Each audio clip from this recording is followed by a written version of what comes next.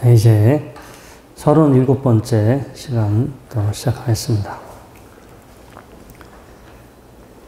제가 아까 실습 시작하기 전에도 여러분들에게 이제 말씀을 드렸는데, 그냥 앉아서 시간만 보내는 게 아니라 구체적인 내용이 있어야 되고요.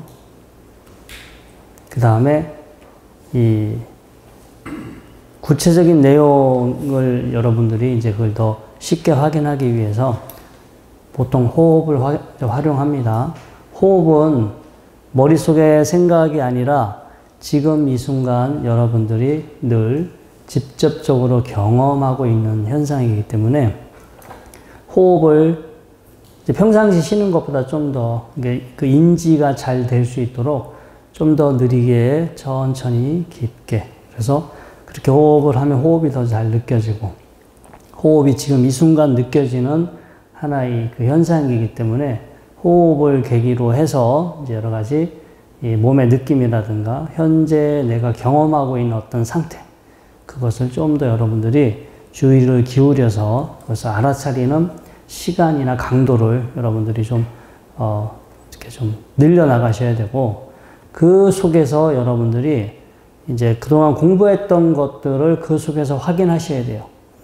머릿속으로 이해한 걸로 끝나지가 않고 여러분들이 숨 이제 들이쉬고 내쉬면서 호흡을 통해서 몸의 지금 이 순간 실제로 경험하고 있는 몸의 느낌이나 상태를 좀 잘 주의를 기울여 보고, 그 다음에 그 내용들이 이제까지 공부했던 거하고 이제 어떻게 연결이 되거나 또 그게 이제 정말로 어떤 특성을 가지고 있는지 이런 것들을 여러분들 몸으로 직접 경험을 하셔야 돼요. 어저께, 일요일 날이구나. 이제 그 교수님 한 분이 찾아오셨는데, 이제 그분이 약간 몸이 좀 불편하셨어요. 저는 이제 그동안 뭐, 이제 연세가 드셨으니까 그러신가 보다. 이제 좀 별로 신경 쓰지 않았는데, 그분이, 파킨슨병이 이제 40대 후반서부터 왔었대요. 그래서 처음에는 이제 그걸 인지하지 못했는데 점점 시간이 지나면서 이 병의 이제 그 강도가 좀 더 세지는 상태. 그러다 보니까 본인의 몸에 지금 몸이 이건 내 몸인데 내 마음대로 안 되는 부분이 점점 늘어나는 거예요. 이게 분명히 젊었을 때 그 병이 발병하기 전까지는 이게 다 내 거고 내 마음대로 잘 작동하고 있고 뭐 문제가 없을 거다라고 했는데, 아무튼 일찍 그게 이제 병이 시작됐고, 그러면서 이제 몸에 조금씩 그 어떤 부분들이 통제가 안 되는 거예요. 내 영양, 통제력이 미치지가 않아. 몸이 제대로 내 의지대로 움직여지질 않고, 그래서 그분은 참 내 거라고 생각했던 것이 진짜 내 것이 아니구나. 이것을 그 병을 통해서 그렇게 그런 사실을 이렇게 나름 이제 알게 되셨더라고 그래요. 그래도 하여튼 불편하죠. 살면서 이렇게 몸이 내 마음대로 통제되지 않으면, 마음대로 되지 않으면 많은 이제 불편함이 있고, 불교에서는 그걸 또 괴로움이라고 합니다. 근데 이제 여러분들이 스스로 무언가 공부를 할 때도 몸으로 직접 경험을 하고 확인하고 자주 반복해서 정말 무의식적으로, 여러분들이 의지적으로 하지 않더라도 완전 무의식 차원에서 그냥 그렇게 습관화가 돼서 그렇게 될 정도로 하셔야 사실은 이제 여러분들 것이 되는데, 그냥 공부를 귀로 듣고 머리로 하고 뭐 그냥 입으로 하고 이런 식으로 공부를 하신 분들은 빨리 잃어버려. 여러분들 공부한 거가 내 거다 생각했는데 그 공부한 거가 빨리 사라져요. 그냥 허망하게. 조금만 여러분들 이 몸의 기능이 떨어지고 여러분들 주변의 상황이 달라지면 여러분들이 공부해서 내 거다라고 했는데 사라져요. 건강이 안 좋아도 사라지고요. 집에 재산이 없어져도 사라지고, 또 여러 가지 원인에 의해서 여러분들이 공부했다라고 생각했던 것들은 한순간에 이렇게 휙 사라져요. 그래서 이렇게 머리로만, 또 입으로만, 귀로만 이제 이렇게 안 하는 것보단 나아요. 늘 제가 말씀을 드리지만 안 하는 것보단 낫지만 그게 여러분들이 실제 계속해서 반복적으로 그 내용이 반복되고 그 반복된 내용이 완전히 무의식적인 습관의 차원에 이렇게 자리를 잡아버리면 그냥 이제 오랫동안 여러분들이 의지할 수 있는, 여러분들이 의존할 수 있는 여러분들만의 것이 돼요. 공부를 해서 이해한 거, 공부를 해서 습관이 된 거 두 가지. 계속해서 반복해서 습관이 되고 또 공부를 통해서 여러분들이 이해한 거는 시간이 지나도 여러분들 것이 될 수 있으나 머릿속으로 기억한 거, 뭐 이런 것들은 사라져요. 사라져서 여러분들이 나중에 의지하고 싶고 도움을 받고 싶어도 할 수가 없어. 그냥 여러분들이 살아가면서 만든 그 습관들, 이 수행, 공부라고 하는 그 습관이 아닌 다른 일반 세속적인 그런 습관들에 여러분들은 결국 압도될 거예요. 거기에 무너져 내리게 되고 그 습관대로 마지막 시간을 보내시게 될 거예요. 그래서 그렇게 안 되려면 지금서부터 계속 반복해서 든든하게 여러분들이 나중에 시간이 지나도 언젠가 마지막 순간까지 여러분들이 믿고 의지할 정도로 든든하게 여러분들이 지금부터 해놓으셔야 돼요. 나중에 시간이 돼서 할 것 같은데 안 돼요. 몸이 안 돼. 머리가 안 되고 몸이 안 돼서 점점 뒤로 갈수록 공부하기가 어려워져요. 그래서 아무튼 지금 이렇게 기회가 됐을 때 지금 하여튼 이렇게 기회가 됐을 때 빨리 발심을 하셔서 정말 올인하셔야 돼. 저도 올인을 해야 하는 그 정도 지금 때에 와 있지만 여러분들은 저보다 이미 훨씬 더 시간이 많이 지나 있으니까 올인하셔야 돼. 올인. 근데 올인 안 하고 엉뚱한 거 딴 거 하고 있으면 시간이 많이 부족한 상황입니다. 자, 아무튼 이렇게 이런 지금 저희가 이제 1년 가까이 공부를 하고 있어요. 1년. 지금 작년 7월에 시작을 했는데 곧 7월이 되잖아. 이제 1년, 만 1년이 돼 가는데. 그래도 지금 뭐 전에 이렇게 거의 45분 뭐 이렇게 50분 가까이 앉아 있으면 초반에는 잘 못 앉아 있었죠. 초반에는 되게 아마 여러분들 그때는 30분 정도만 앉아 있었는데 그것도 되게 이제 길게 느껴졌을 건데 지금은 뭐 45분, 50분은 괜찮죠. 앞으로 이제 1시간 뭐 이렇게 그 이상씩 이제 다음 학기 때부터는 더 늘려야겠어. 더 늘려서 진도가 나가야 되잖아요. 네. 자, 오늘은 이제 부처님의 이제 수행 과정을 한번 살펴볼게요. 왜냐하면 부처님도 시행착오를 겪으셨고 부처님이 어떤 그 시행착오를 겪었는지 우리가 잘 알고 있어야 우리가 이제 부처님 일대기를 공부해야 하는 이유는 부처님이 뭐 어떻게 사셨는지 아는 것도 중요한데 우리 수행의 차원에서 보면 이미 초반에 부처님이 시행착오를 겪으셨어요. 도를 깨닫기 전에. 그래서 부처님이 처음에 어떻게 해서 출가를 했고 출가해서 어떤 수행을 했고 수행을 해서 어떤 과정을 겪었고 그래서 그런 것을 왜 버리게 됐는지 그리고 왜 새롭게 부처님만의 길을 발견하게 됐는지 이런 부분을 부처님의 일대기를 통해서 우리가 공부를 하고 우리도 부처님이 시행착오를 해서 야 내가 이렇게 해보니까 이건 길이 아닌 것 같더라.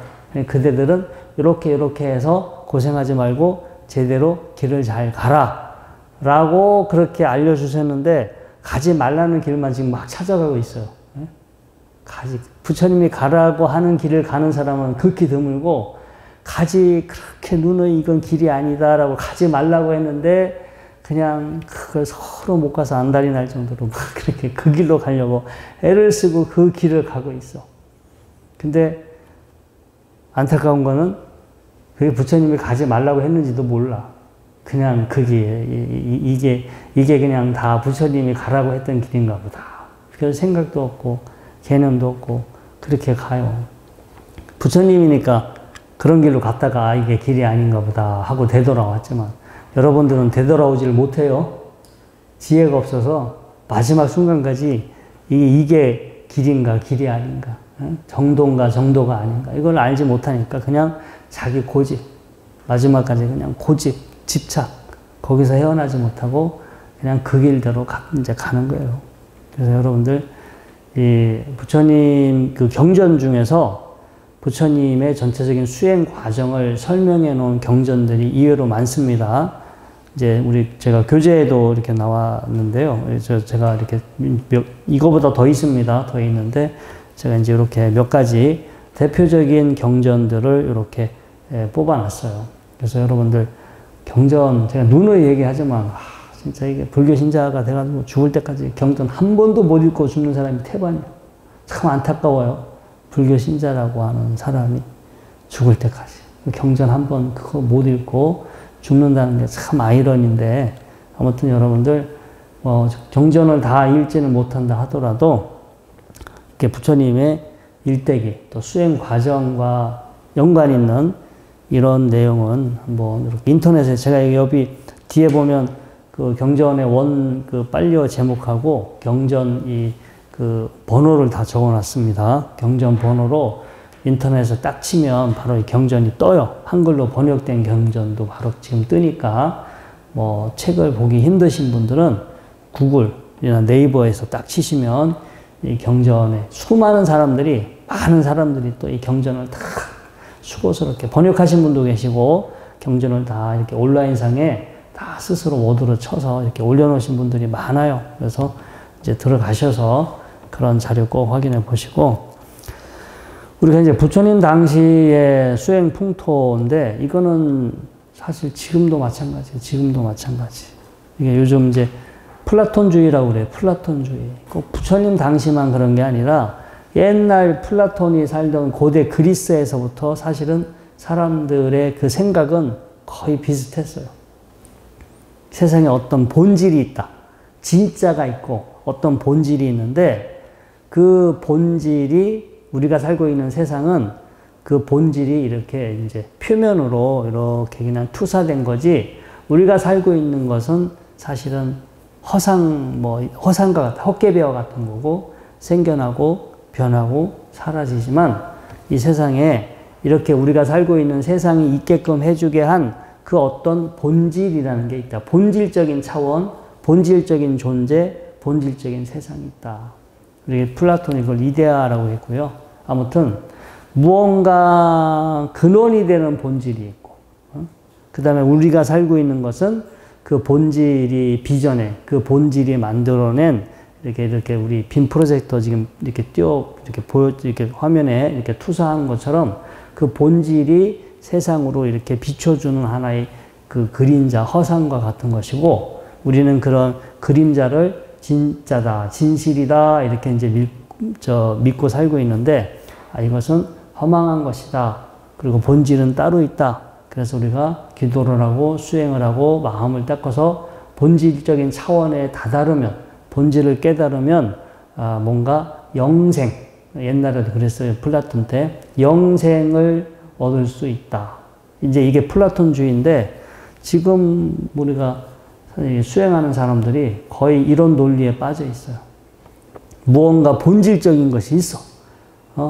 본질적인 것들이 다 이렇게 해서 우리가 살고 있는 현상이 본질적인 것에서 비롯됐고, 그래서 나머지는 뭐 생로병사하고 뭐 변하고 뭐 괴로움이지만, 내 거가 아니지만 이 본질적인 것을 깨달으면 우리가 생로병사에서 벗어나고 모든 괴로움에서 벗어날 수 있다.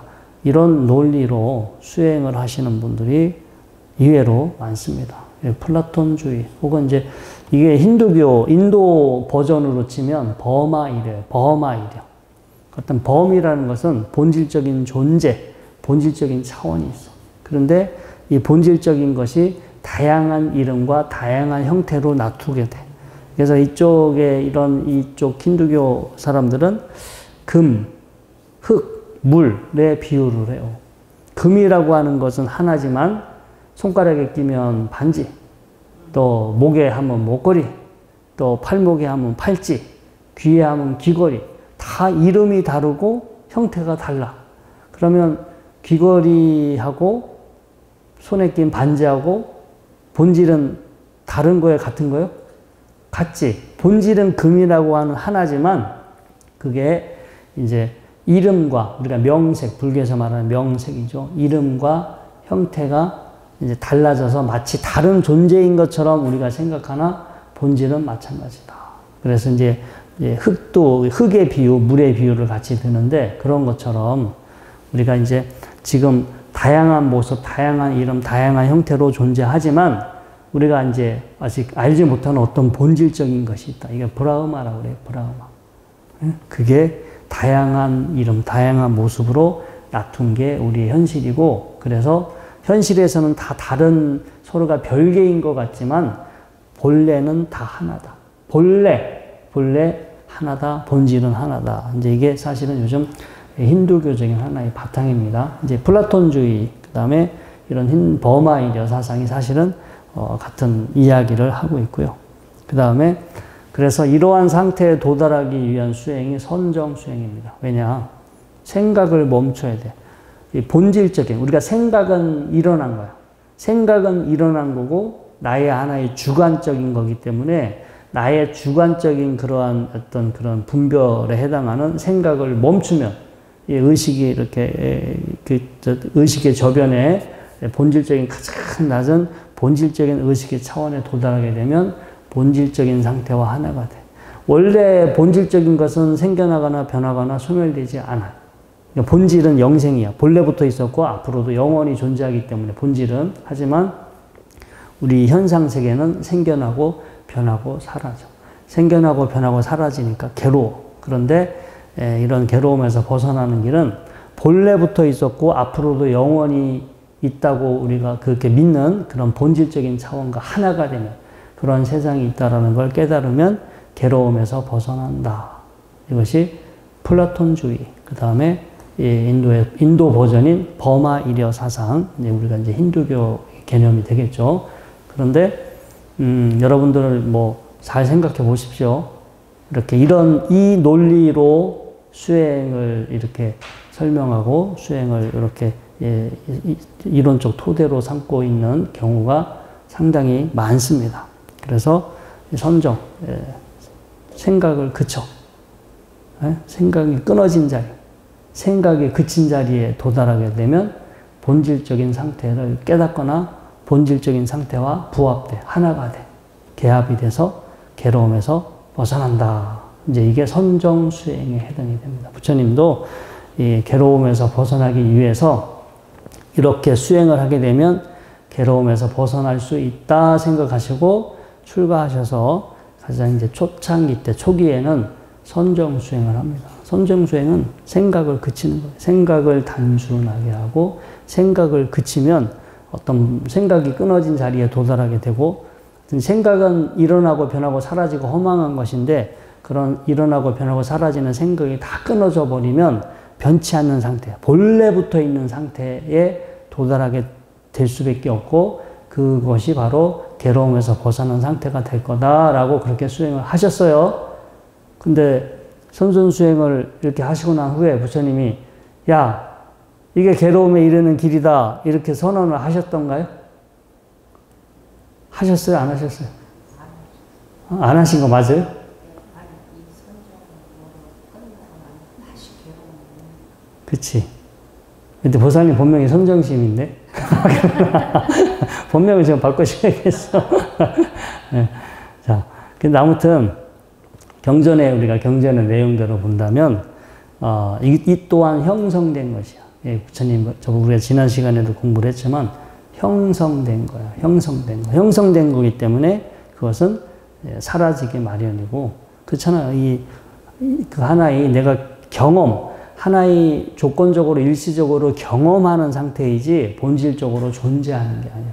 본질적으로 계속 존재하는 게 아니라 내가 어떤 상태가 돼서 경험을 할 수 있으나 그게 늘 계속해서 존재하는 게 아니다. 정신적인 경험, 나의 정신적인 경험에 불과하지 존재하는 것이 아니다. 이게 궁극적으로 괴로움에서 벗어나는 길이 아니다라는 걸 아셨기 때문에 이 선정 수행을 버리시게 됩니다. 이제 또 하나의 이 부처님께서 이제 또 시행착오 하신 게 바로 고행이죠, 고행. 근데 그 고행 수행은 지금도 인도에서는 수많은 사람들이 그 길을 따르고 있어요. 역사적으로 그게 사라진 게 아니라. 우리가 뭐 머릿속으로 생각하면, 야, 저거 진짜 터무니없다. 왜 저렇게 미련 고지식하게 저렇게 할까라고 하는데, 지금 한국의 불교 신자보다 그렇게 고행을 하는 사람이 훨씬 더 많아요. 10배 이상 더 많다라고 생각하시면 돼요. 그만큼 지금까지도 거의 세월이 많이 지났지만 많은 사람들이 이걸 신념으로 받아들이고 고행을 하게 되면, 그러니까 인도는 여러분들 아시겠지만 지금까지 이 신분 제도가 유지되고 있잖아요. 카스트라고 하는 신분 제도가 있는데, 인도 사람들은 아직까지도 그 신분 제도를 믿어. 그냥 우리가 뭐 어떻게 싸워서 그걸 좀 없애버리고 고쳤으면 좋겠는데 너무나 당연하게 받아들여. 그래서 내가 전생에 어떤 업을 지었기 때문에, 전생에 지은 업 때문에 지금 나의 지금 신분에 이렇게 이런 신분으로 태어났다라고 그 종교적인 신념에 의해서 현재 자신의 이 신분 제도를 그대로 받아들입니다. 심지어는요, 몇 년 전 연구 결과에서 보면 보통의 나라 사람들은 평균 IQ가 3자릿수인데 인도는 2자릿수예요. 평균 IQ가. 신기하지 않아요? 아무튼 제가 그 구체적으로는 말씀 안 드리겠지만 인도의 평균 IQ는 2자릿수고 다른 대부분의 나라, 이제 아프리카 나라는 잘 모르겠어. 다른 우리 이렇게 뭐 한국, 일본, 뭐 싱가포르, 뭐 나름 중국 이런 나라들은 전부 다 3자릿수예요. 3자릿수. 그래서 이게 학자들이 궁금한 거예요. 도대체 인도라는 나라는 천재가 많은데, 똑똑한 사람이 많은데 왜 이놈의 IQ가 2자릿수가 나올까? 근데 이미 그 최하층 우리 신분제에서 가장 그 낮은 계층의 사람들이 60에서 70%예요. 엄청나게 절반 이상이 낮은 신분에 해당이 되는 사람들이고, 이런 사람들은 자신의 신분을 그냥 무비판적으로 그냥 받아들여. 당연하게 자신의 신분을 받아들이고 뭘 어떻게 해보려고 그렇게 적극적으로 그렇게 노력하지 않아요. 그러다 보니까 지능도 떨어져. 그러니까 뭔가가 그거를 거부하고 어떻게 변화하려고 적극적으로 노력을 한다면 뭔가 이렇게 지능이 그렇게 떨어지진 않았겠죠. 아무튼 똑똑한 사람들은 엄청나게 많음에도 불구하고 또 그렇게 지능이 낮은 사람들이 많다 보니까 평균 지능이 이렇게 떨어졌다고 그래요. 아무튼 이제 인도 사람들은 전생에 업이라는 게 존재한다라고 믿고 그 업 때문에 지금 나의 신분도 결정되고 지금 내가 살면서 겪는 여러 가지 일들이 이제 과거 전생의 업이다. 그래서 이제 이렇게 가난하게 사는 사람들은 내가 이렇게 가난하게 비천하게 삶으로 해서 내 업이 닦이게 되고 이렇게 살고 나면 다음 생에는 내 신분이 올라간다. 이렇게 믿어요.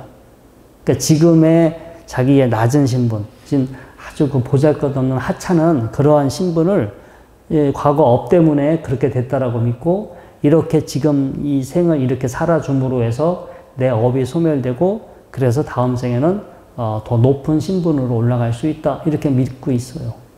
근데 이 버전이 부처님 당시부터 있었다. 그래서 그게 바로 고행주의예요.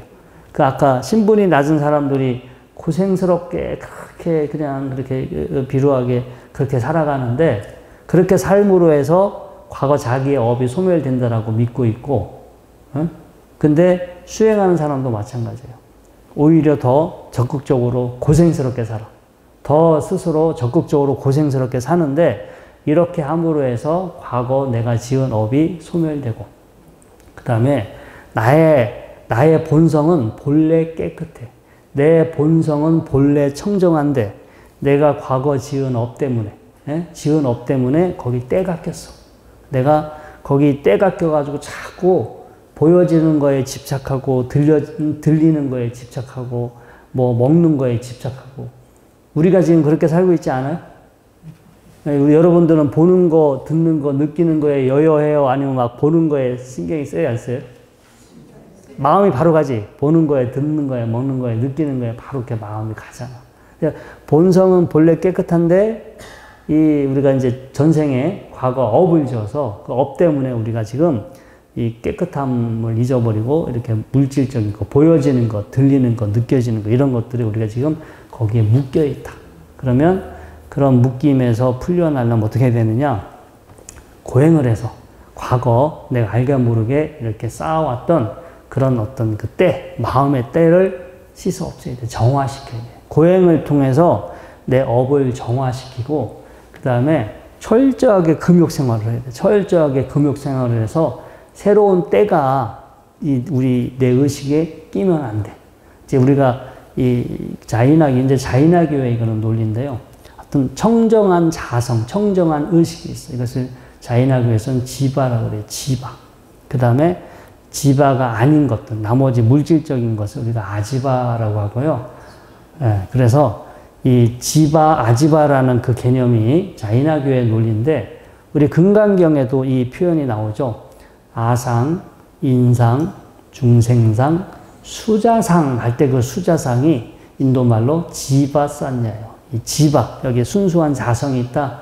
나한테 청정한 의식이 있다. 이렇게 이런 그 상을 가지고 있는 경우가 우리가 수자상입니다. 뭐 내 수명이 얼마가 된다, 목숨이 얼마가 된다 이런 뜻이 아니라요. 우리가 그 원래 산스크리트 원문에는 그 지바산야, 그러니까 이 청정한 자성, 의식이 있다. 이런 상, 이런 관념, 이런 개념을 가지고 있는 경우를 우리가 수자상이라고 합니다. 수자상 가지고 있는 분들 많죠. 수행하시는 분들 중에. 여기 뭐 청정한 거 있다고, 청정한 거 있으니까 그 찾으라고 하시는 분 있어요, 없어요? 있죠. 아무튼 뭐 누구 말이 맞는지 저도 몰라요. 저도 도를 거기까지 안 가봤으니까 누구 말이 맞는지는 몰라. 그런데 아무튼 부처님 당시에 부처님이 이런 시행착오를 겪었던 거는 분명한 사실이에요. 이렇게 약간 선정수행 먼저 하셨고 두 번째 고행수행을 하셨어요.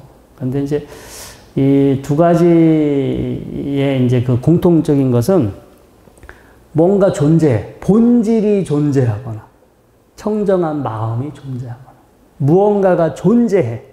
그래서 그 존재하는 거와 하나가 되든 그 존재하고 있는 걸 깨닫든 그 어떤 그 상태를 회복하든 뭔가가 있어. 그게 뭔지 모르지만 그게 자성이 될 수도 있고 본질이 될 수도 있고 그게 신일 수도 있고 뭔가가 존재한다. 그게 뭔가가 존재하는 어떤 것으로 존재하는 거가 있기 때문에 그 존재하는 상태와 하나가 되거나 나는 그 본래 그것과 본래 하나였다. 본래 그러한 상태였다라는 것을 깨닫는 거고 훗날 박티 신앙이라고 해요. 이거는 우파니샤드 때 이제 바가바드 기타 이쪽에 나오면서 우리는 본래 청정한 본래 그 본질적인 본성을 가지고 있고 본래 청정한 자성을 갖고 있는데 뭐 우리가 그거 수행하지 않는다 하더라도 우리가 모른다 하더라도 없어지는 거 아니니까 본래 여기 있다고 믿어. 본래 여기 있다고 믿으면 다 게임 끝나니까 그냥 이렇게 믿기만 해. 이런 식으로 훗날 이렇게 변합니다. 우리 이것을 또 박티 신앙이라고 그래요. 근데 또 그렇게 이야기하시는 분도 있어 없어요? 여기 본래 있는데 본래 있다라고 알기만 하면 돼. 본래 있다라고 깨닫기만 하면 돼. 이렇게 주장하시는 분도 있죠. 이게 또 다 딴 동네에서 말하는 그런 내용입니다. 자, 아무튼 뭔가가 이렇게 존재한다 이제 이렇게 생각을 했고 그 존재하는 그 어떤 것을 얻거나 그거를 그 상태로 도달하려고 노력을 하셨던 것 같아요. 근데 훗날 이제 부처님이 무언가 본질적으로 존재하는 것이 있다라고 말씀을 하셨을까요? 뭔가 본질적인 것이 존재한다. 뭔가 변치 않은 어떤 것이 존재한다. 이렇게 말씀을 하셨어요? 안 하셨어요? 안 하셨죠. 무상, 무아를 말씀하셨지 뭔가 본질적인 것이 있다라고는 말씀하지 않으셨어요. 우리가 기초 교리를 기초 교리만 잘 여러분들이 유념하신다면 이 교리적으로 분명히 논리에 안 맞아. 교리적으로 뭐가 이게 모순되는 거 여러분들이 빨리 알아차리시고 자, 어떤 것이 불교의 교리가 부합이 되는지 어떤 것이 불교의 교리와 어긋나는지 여러분들이 좀 빨리 이것을 파악을 하셔서 갈피를 잘 잡으신다면 여러분들의 이제 수행이 헷갈리지 않고 더 빠른 시간 안에 이제 이 효과를 보실 수 있습니다. 자, 아까 이제 부처님이 처음에 하셨던 게 선정수행이라고 했죠. 이제 이거는 뭐 긍정적인 지금 우리가 현실적으로 이게 완전히 또 무시할 수 없는 게 현실을 살아갈 때는 긍정적인 마음이 되게 중요하거든요. 긍정적인 마음과 어떤 이 정신적인 힘이 중요한데 선정수행이 뭐 부처님이 시행착오를 겪었다 하더라도 우리가 긍정의 마음을 갖고 마음을 고요히 차분하게 하고 그 다음에 정신적인 힘은 현실의 생활을 괴롭지 않고 지혜롭게 살아가는데 분명히 이것은 필요한 요소입니다. 그래서 부처님도 선정수행을 다시 하시죠. 그리고 삼매수행, 사마타 수행이라고 해서 불교 수행에서도 또 다시 다 들어와 있습니다. 40가지 이 사마타, 삼매 수행이에요. 우리가 마음을 담는 수행이 있습니다. 근데 아무튼 이 선정수행이 우리가 마음을 정신적인 힘을 키우고 마음을 고요히 가라앉혀서 마음을 단순화시켜서 현재 내가 경험하고 있는 현상들을 장애 없이 바라보게 해주는 데는 필수적으로 필요한 거예요.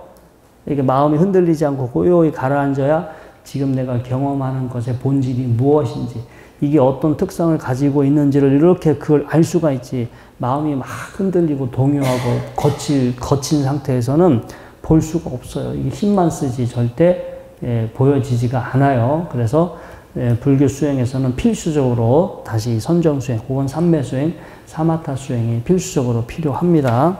자, 그런데 이것을 절대적인 궁극적인 하나의 답으로 생각하시면 안 돼요. 자, 그래서 마음의 선정수행은요, 마음의 상태를 점점 단순화시켜가는 거예요. 마음의 상태를 지금 우리가 마음이 되게 복잡한 상태예요. 여러 요소가 지금 마음이 여러 요소가 복합적으로 작용하고 있는 상태인데 이 마음에 작용하고 있는 요소들을 단순하게 시켜서 마음을 아주 이렇게 담백하게 깨끗한 상태로 이렇게 그 상태를 만들어가는 것을 우리가 핵심 원리가 선정수행이고요. 그 다음에 마음이 단순해지니까 여러 복잡한 생각이 일어나지 않잖아요. 여러 복잡한 생각이 일어나지 않으니까 마치 뭔가 나한테 일어난 번뇌가 멈춘 것처럼 그런 착각이 들 수도 있어요. 그래서 관념적 혹은 조건적으로 일어나고 있는 장애나 번뇌가 마치 멈춘 것처럼 소멸된 것처럼 우리가 이제 그렇게 느끼실 수 있습니다. 아무튼 부처님이 이 선정수행이 궁극적인 답이 아니다라고 선언하신 것은 경험할 때뿐이다라는 거예요. 경험. 내가 선정이나 삼매를 경험을 할 수 있어. 경험을 할 수 있는데 그게 계속해서 존재하는 게 아니다라는 거예요. 그래서 부처님은 부정하지는 않으셨어요. 그렇죠. 내가 분명히 경험은 할 수 있어. 경험을 할 수 있으나 그게 계속해서 존재하는 것은 아니다라는 거. 그래서 경험하는 거와 존재하는 거 여러분들이 잘 이제 수행해서 중요한 개념이에요. 여러분들이 앞으로 수행하시다가 기가 막힌 것을 경험할 거야. 기가 막힌 것을 경험할 수도 있는데 그걸 마치 존재하는 것으로 착각하시고 내가 뭘 깨달았어. 내가 뭘 본 것 같아. 내가 뭘 얻은 것 같아. 이런 식으로 여러분들이 이제 헛발질 하시면 안 돼요. 이 경험하는 거야. 경험은 내가 그건 인정해. 경험은 뭐 여러분들이 다양한 건 경험하실 수 있으나 여러분들이 경험했다고 해서 그게 계속 어딘가에 여러분들 머릿속에 마음속에 존재하는 건 아니라는 거예요. 그래서 부처님도 이런 한계를 빨리 깨달으셨어요. 요소 분석경에 보면 그는 이와 같이 깨뜨려 한다. 내가 만일 이와 같이 청정하고 이와 같이 순수한 평온을 이제 공무변처, 우리가 이제 무색해 사선이죠. 순수한 평온에 해당되는 공무변처, 식무변처, 무사회처, 비비상처로 기울여서 적절하게 마음을 닦더라도 이러한 상태들은 형성된 것이다. 초선, 이선, 삼선, 사선. 그 다음 이제 공무변처, 식무변처, 무소유처, 비상, 비비상처에 들어갔다 하더라도 그걸 경험을 하고 있더라도 그걸 깨뜨려 아신 거예요. 이러한 상태들은 결국 형성된 것이다.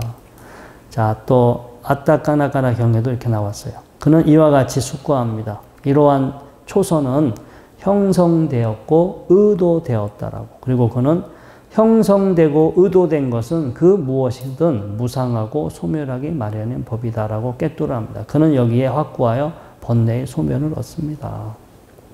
처음에 부처님은 이렇게 선정에 들어가면 이제 초창기 때죠. 선정에 들어가면 생각이 일어나지 않고 장애가 일어나지 않으니까 번뇌가 일어나지 않고 번뇌가 일어나지 않으니까 괴로움에서 벗어난 것이다 라고 생각했지만 결국 그러한 상태는 형성된 거. 형성된 거니까 상황이 바뀌면 조건이 바뀌면 다시 그것을 우리가 경험할 수 없게 되겠죠. 그래서 그런 것들을 이제 수행을 해가면서 계속 더 깊은 차원의 선정 상태를 경험하시고 근데 그 깊은 상태도 다 형성된 거예요. 형성됐다라는 걸 알고 거기에 마음을 두지 않음으로 해서 모든 번뇌의 소멸의 단계에 이르시게 이제 되겠죠.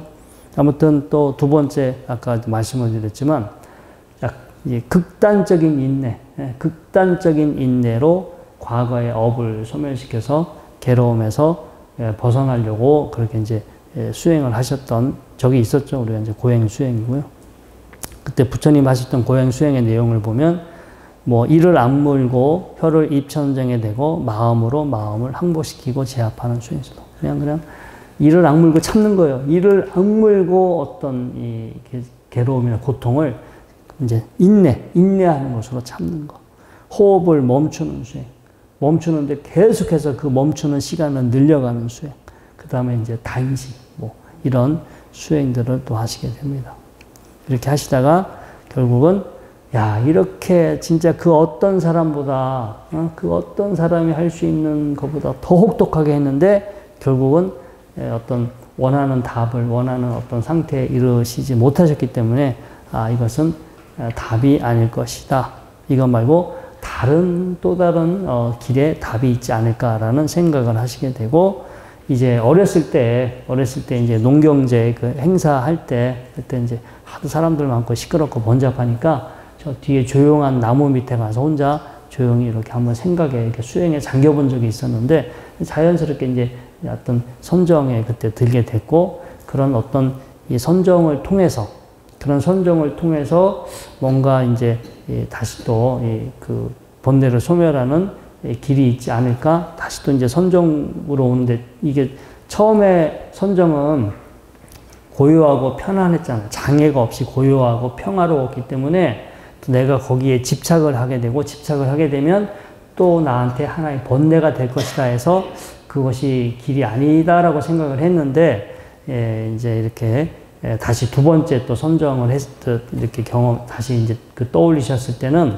이 선정을 통해서 마음을 가라앉히고 있는 그대로 나를 바라볼 수 있는 토대가 되기 때문에 이것은 오히려 수행의 장애가 되는 것이 아니라 올바른 수행을 할 수 있는 그런 길에 해당이 된다 해서 이제 이것을 내가 거부할 필요가 없다. 그래서 그쪽으로 그때 이제 받아들이게 됩니다. 자, 아무튼 이 선정 수행은 내가 이제 그런 고요하고 평화로운 상태를 답이라고 생각하고 그 안에 내가 머무르고 집착한다면 하나의 장애가 되겠지만 이제 나한테 일어나고 있는 여러 가지 장애, 거친 장애들을 가라앉히고 있는 그대로 나를 바라보게 해주는 하나의 토대가 된다면 수행의 필수적인 하나의 단계가 된다는 거죠. 이런 마하사짜카경에 보면 그때 농경제 행사의 어떤 과정이 잠깐 언급이 되어 있고요. 그 다음에 이제 그 다음 과정을 아시죠? 이렇게 고행을 버리시고 그 다음에 적절하게 음식을 수용하시고 그 다음에 그렇게 되자 함께 수행했던 5비구가 떠나게 되고요. 자, 아무튼 이런 과정이 이렇게 되고 그리고 이제 혼자 이제 부처님께서 이제 수행을 하시면서 이 거친 번뇌와 장애 요소들을 가라앉히고 통찰, 지견이에요. 이제 이렇게 알고서 보는 거예요. 현재 내가 경험하고 있는 것을 있는 그대로 꿰뚫어 알고 있는 그대로 보는 지견을 닦게 됩니다. 그러면서 초선, 2선, 3선, 4선정을 성취하게 되는데 근데 선정 상태에 마음이 사로잡히지 않았어요. 선정에 들었지만 거기에 마음이 머무르지 않고 이 또한 하나의 형성된 것이다. 만들어진 것이다 해서 거기에 마음을 두지 않아. 계속해서 마음을 두지 않음으로 해서 수행이 나가는 거예요. 내가 어딘가에 마음을 두면 거기에 탁 그걸로 끝나버리는데 내가 지금 아무리 기가 막힌 걸 경험한다 하더라도 다 이건 만들어진 거고 형성된 것이다라는 걸 알면서 거기에 마음을 두지 않아. 우리가 무심이라고 하죠. 혹은 우백과 평정의 마음이라고 하는데 알긴 아는데 이건 형성된 거고 고유한 실체가 있는 것이 아니다라고 알면서 계속해서 거기에 마음을 두지 않아. 계속해서 마음을 두지 않는 거가 이어지기 때문에 그런 식으로 해서 결국은 열반의 상태로 나아가게 됩니다. 자, 이제 이렇게 그 경전에 이제 여러 가지 이제 그 번뇌의 소멸, 그러니까 우리가 누진통을 성취해가는 이런 이제 내용 언급된 부분이 있고요. 자, 요소 분석경에 다시 한번 보면, 자, 그는 무엇을 존재하게 하려 하거나 없어지게 하려는 의도를 가지지 않는다. 그가 존재하게 하거나 없어지게 하려는 의도를 가지지 않을 때 그는 세상의 어느 것에도 취착하지 않는다.